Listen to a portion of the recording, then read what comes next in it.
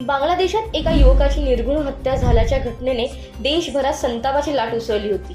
धार्मिक द्वेषातून या युवकावर अमानुष हल्ला करण्यात आला असून या घटनेच्या निषेधार्थ मुंबईत हिंदुत्ववादी संघटनांनी आक्रमक आंदोलन केले।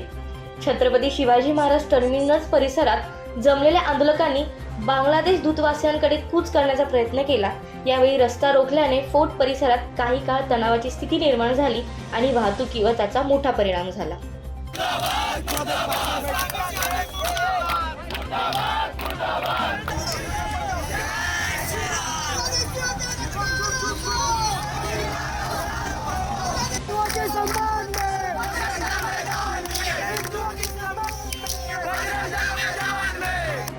बांग्लादेश में जो हिंदू को जलाया गया है, उसके लिए सब हम हिंदू आंदोलन कर रहे हैं।